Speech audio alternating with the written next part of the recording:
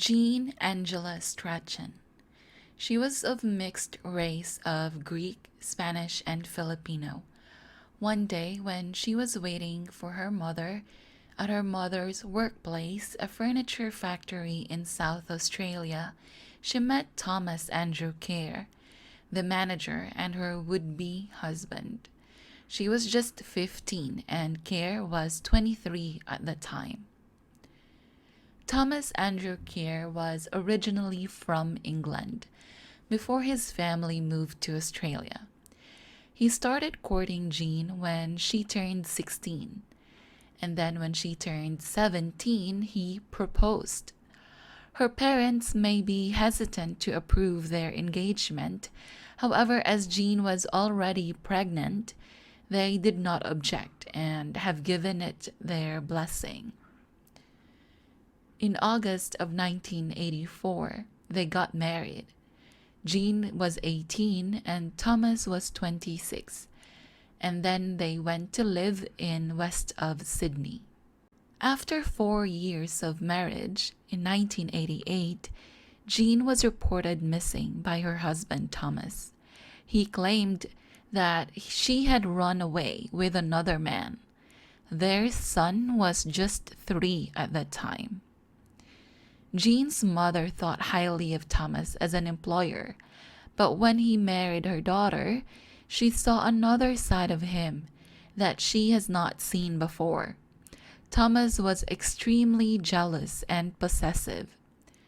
It was reported that when Jean was admitted to a hospital, Thomas discharged her because he would not let any doctor attend to her. He would even get jealous of Jean's male relatives. Despite all this, Jean's mother believed Thomas when he said Jean just left with another man. Now, this is Rosalina Canonizado, also called Rosalie. She was a Filipina from Manila, and she was born on August 26, 1966. She was a loving child to her parents and a caring sister to her siblings. She did well in school and worked really hard to finish her studies. After graduating from the Polytechnic University of the Philippines with a major in accounting, her parents wanted to give her a graduation gift to celebrate and, of course, reward her for her hard work. They arranged for her flight to visit relatives and attend a relative's wedding in Sydney. At the wedding, she met Thomas, who was introduced to her by Jean's mother. Jean and Rosalie were second cousins. Jean's mother thought that if she introduced Thomas to someone, and if they moved in together, her daughter Jean would return. But of course, it did not happen. Thomas was taken by Rosalie. He decided to pursue her. He even flew to Manila to follow Rosalie when she went home to Manila after the wedding. After only 5 years since when Jean went missing, in 1989, Rosalie and Thomas got married in Manila. Then, Rosalie flew to Australia to be with her new husband and start a life together. She, of course, lived in the same house that Jean, her second cousin, also had lived in. Their marriage did not last very long. After only 8 months of marriage, on April 13, 1991, 26-year-old Rosalie was strangled with a cord and burned.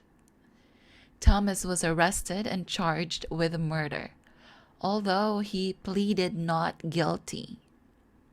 While Thomas was in jail awaiting his trial for Rosalie's murder, the police decided to search his property and excavate his back garden at their house to find traces of Jean. They were very suspicious and thought it was no coincidence that Thomas murdered Rosalie and his first wife Jean was still missing. They found 7 human bones in Thomas's back garden.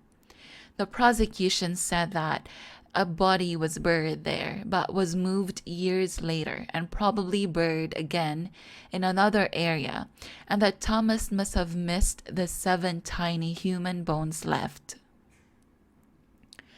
The police then sent these bones for DNA testing, and it was confirmed that it was Jean's remains. Jean did not run away with another man. She was murdered by Thomas. There were 3 trials. He was found guilty of killing his first wife, Jean, in all of them. However, his first 2 convictions were overturned on an appeal. The 3rd trial was held in New South Wales Supreme Court in 2004, where he was found again guilty and was sentenced to 22 years with parole after 16 years for the murder of Jean. On that trial, it was said that Thomas was a very jealous person, extremely possessive and controlling, and that he had threatened Jean on multiple occasions and also dominated and manipulated their son. Judge Michael Adams of New South Wales Supreme Court said in Thomas's sentencing on February 2000 that sometimes murder committed by spouses or partners are considered less heinous than murders committed by strangers, and that he doesn't accept this point of view.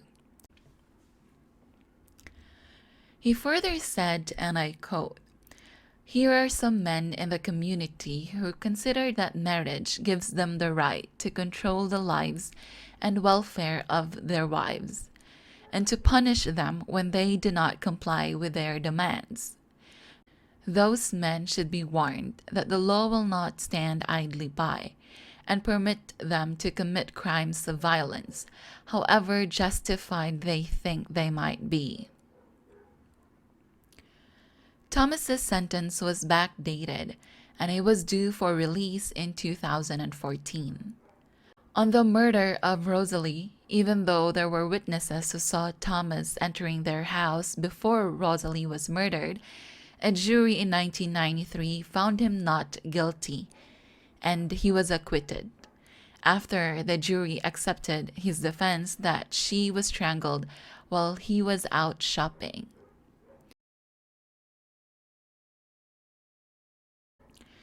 It is very unlikely that it would be reopened unless there is a new evidence.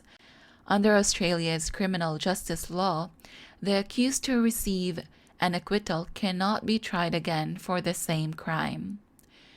It was reported that Thomas murdered Rosalie for $80,000 life insurance. In 2006, Thomas sued the police for psychological damage he said he suffered after he was detained. The district court threw his action against the police.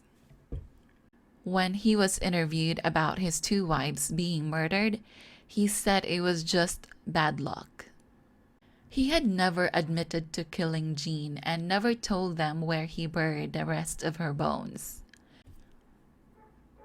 On October 2019, Thomas was released after more than 20 years in prison.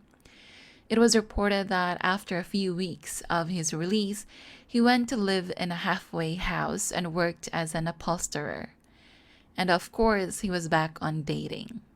The state of New South Wales applied in the Supreme Court to have Thomas wear a piece of electronic monitoring equipment, and that he also provides the authorities with a weekly plan of his movements. His lawyer opposed these. The judge said that Thomas's conduct is troubling, however, reserved his decisions. The judge found that electronic monitoring was not appropriate.